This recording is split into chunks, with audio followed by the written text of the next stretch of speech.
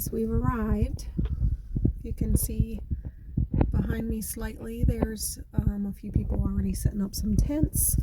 I am parked between where the tents are and the ballpark because Tie-Dye and I are going to camp out in our vehicles. But we still want it to be, close to the action, so to speak. It looks like it's not a really big park, but it's going to be plenty big enough for what's going on. And there's some vendors starting to get set up.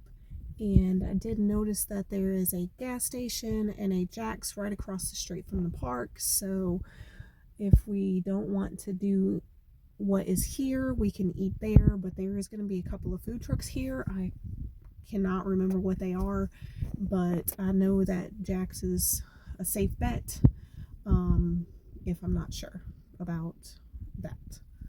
But all right, we'll show you more later. Found some other car campers. They said we can come over and join them, so that was very nice.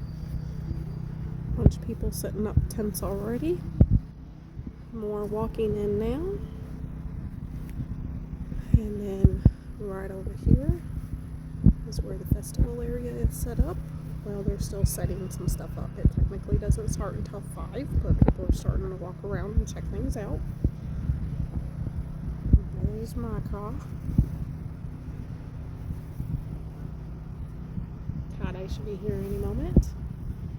That actually might be her coming up now. So I'll see you after a while when we get to check some more stuff out. The sun is bright. We are at the Pinhotifest, sitting here with Tie-Dye. What have we done so far? Who have we met so far? We have met as a crow flies hiking. It's Senior Hiker 77, Metro on the Move. We've seen Nathan and Kim from the Pinhoti Outdoor Center. I guess that's it so far, yeah. Bunch of other car campers. I know, I can't remember anybody's name. One's Melissa, one's Molly. Molly, I forgot. That's all I can remember right now. So, are you excited to be here? I've looked forward to this for months. That's good. That's good. I've looked forward to it also. I mean, we got these really cool programs. There are a lot of information in them. I'll go through it later. We got some stickers. We got some stickers and a pin. And a pin. From Metro and from Senior Hiker and Crow. And I've got one of mine. Yay! Yeah, Looks like I need to get on the sticker wagon. Yeah, this is going to be fun.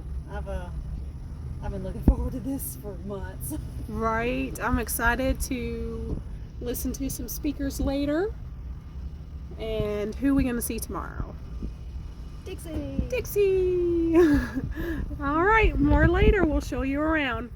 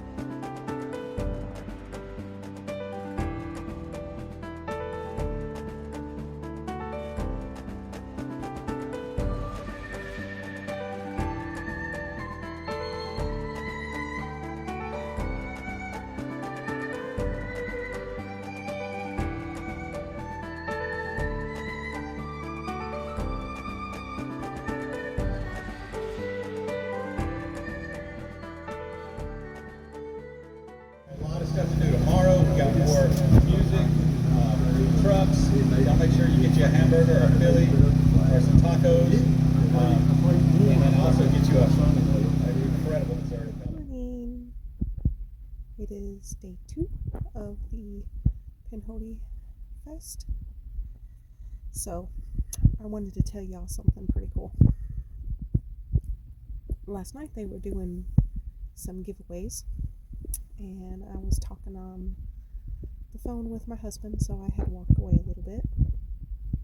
And I could still hear what was going on slightly. So I noticed the talking had changed, and they were like saying number 6. So I was like, hey, they're giving something away. Let me walk a little bit closer in case they give something else away. Well, I guess they call the number. Nobody came. They say the person's name. No one comes up there. So somebody sitting in the chairs and stuff were like, hey, they're not here. Call somebody else's number. So they're like, okay, we did say you had to be present to win. So we're going to do that. And so they're using Google as a number generator. It was like, hey, Google, give us a number between, 0 and, I can't remember, like 150. I think that's how many people were registered yesterday. And they're like, 41. And I go, wait a minute, that's my number. Me? So I'll walk a little bit faster, and they're like, okay, then they're saying my name. So I'm like, wow, okay, let me walk up there and see what I want. It's probably a cup or a t-shirt or whatever, something like that, which is awesome. I love, those kind of things. I thought, oh, well, I'm going to have, this great souvenir from Pinhotifest. Well, I won a everything but the backpack pack. So, a tent, a sleeping bag, a sleeping pad, and hiking poles. Yeah, which I could not find my hiking poles for this trip. So now I have brand new Lecky hiking poles. I haven't had nice hiking poles yet, so that's going to be super amazing. Super excited on to rise and shine and enjoy the day.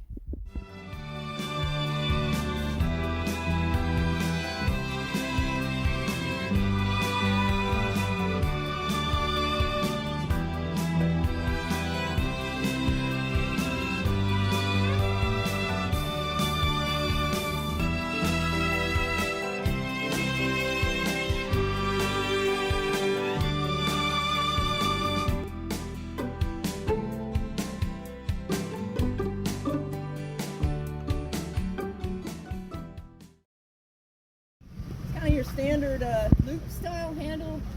It'll go over the end and it just kind of cinches down. You put one on both sides so that 2 people can operate it. Sometimes we do what we call single bucking. If you're doing trail maintenance and somebody's on what we call the unsafe side of the tree, you might take one handle off and let somebody finish that job on the safe side of it. So what you want to do is stand you want to be on, are you right or left? Okay, so you're already on this side. She's demonstrating what to do, and then these ladies are going to try it out. And we're going to do what we call air sailing. It kind of gently gets what we call the air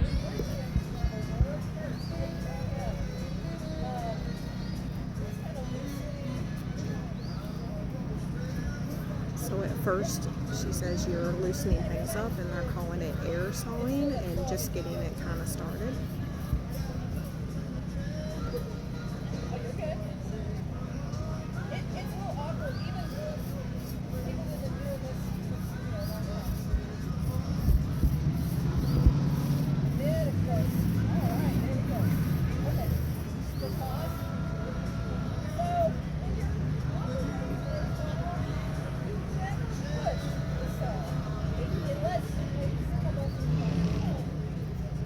You will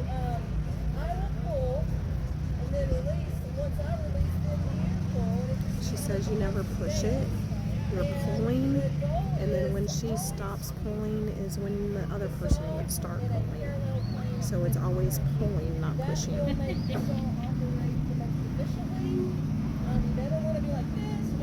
Make sure it's straight.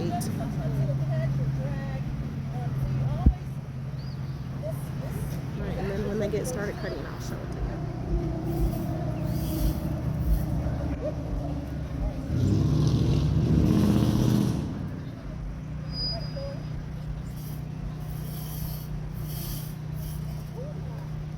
No, this is the first time I've used this saw hook, and I'm learning to saw the hook. Okay. So if anybody wants to put a foot here,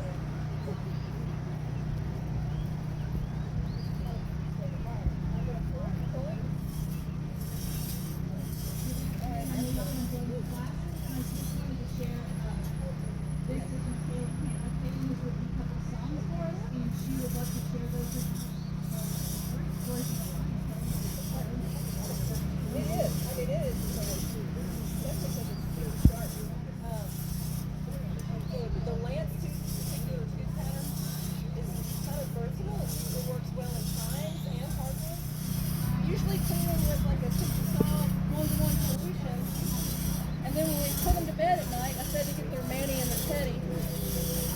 And then we oil them down with 3-in-1 oil, and we hang them in a dry place.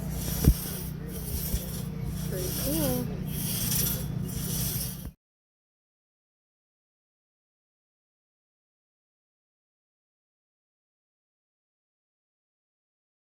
She is in her videos. She's wonderful.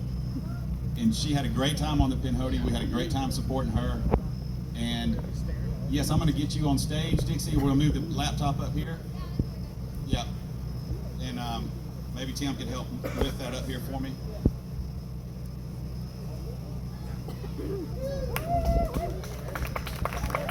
Big shout out to Tim. He has volunteered his time all weekend to help us run sound, lights, video.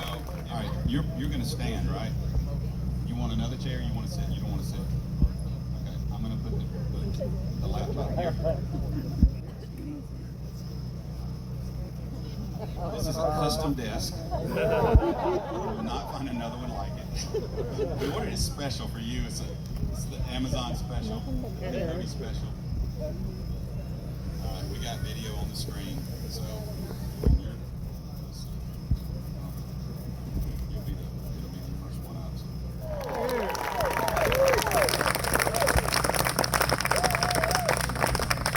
Hey y'all. Yeah, what y'all don't know is a lot of the videos that I've put out have been on some kind of setup that included a cardboard box with a little tripod on it, so this feels right at home for me. But I wanted to say thank y'all for traveling. I know some of y'all traveled to be here, and even those of y'all who are local. You could have done a lot of things on a Saturday night, like watch college football, for example.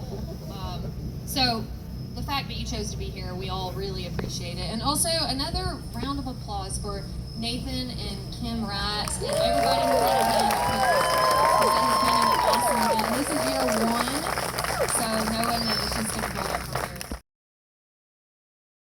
here. Newfound Gap. Are any of y'all familiar with that area? Yeah. So I thought it was the coolest thing in the world that I could stand in 2 places at one time, 2 different states, Tennessee and North Carolina. If you're not familiar with Newfound Gap, it's right there on the border of those 2 states. And I mean, that was the coolest thing I had ever experienced up to that point.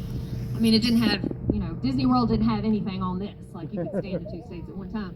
But then, about 5 minutes later, I noticed this sign that had this really long word on it, and then the word trail. So I asked my mom, what's that word? And she said, oh, that says Appalachian Trail. So for all y'all that just cringed because the way I said Appalachian Trail, you can blame my mama, because that's how she said it. And I know that people in the South say it different, supposedly, but she's from Alabama. So, but anyway, so she's like, yeah, it's the Appalachian Trail. And I said, well, what's that? And she said, well, it's this trail where crazy people walk from Georgia to Maine. And I said, well, let's go. And I dragged her by the hand, and, I was thinking in my 5-year-old mind, like, hey, if I get her far enough down this trail, then it'll make more sense to just keep continuing to the end instead of turn around and go back to the car. We can knock this thing out today. But, you know, 5-year-old logic wasn't real, and unfortunately after about a mile or so, she's like, all right, we got to turn around and go back to the car, but someday you can hike this trail.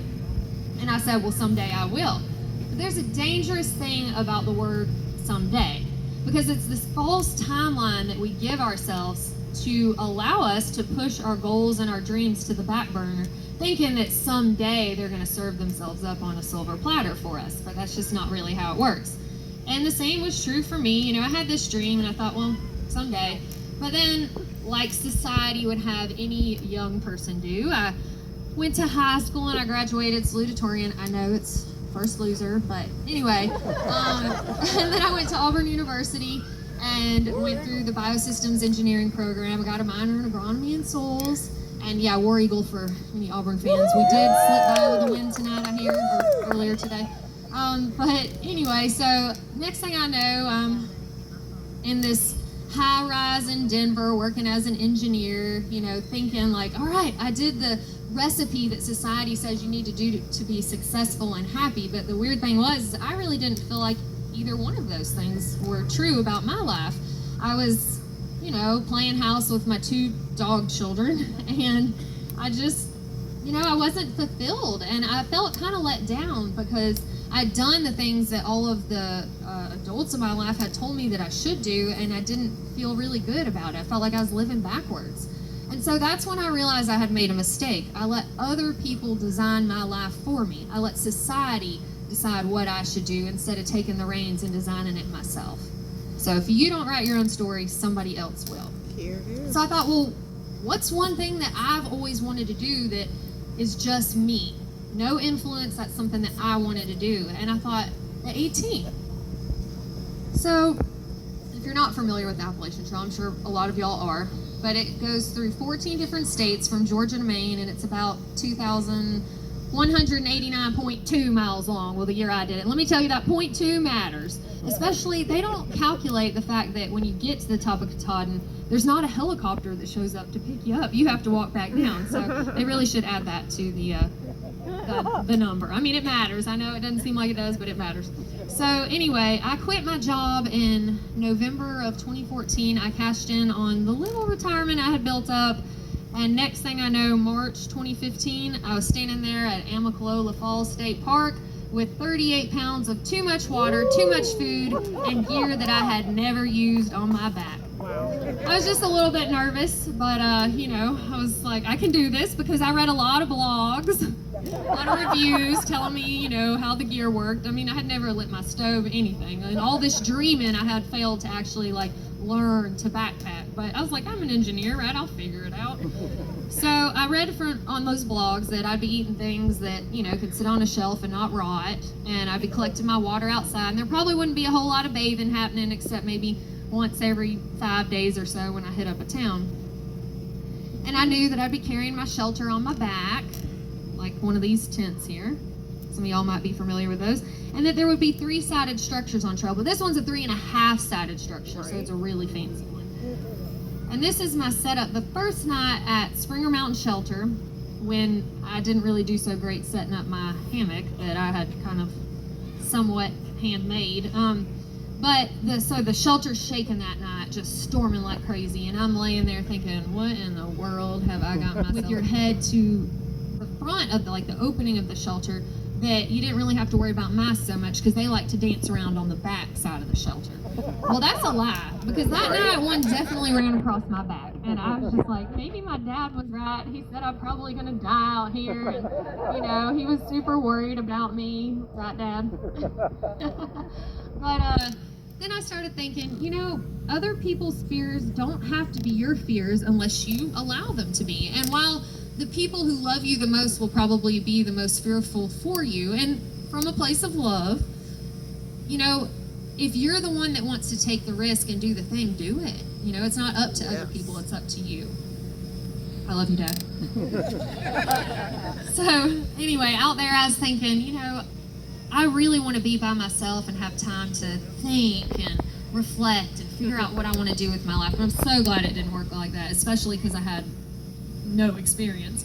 And I met some of the most amazing people out there. It was incredible because these folks were just as crazy as me.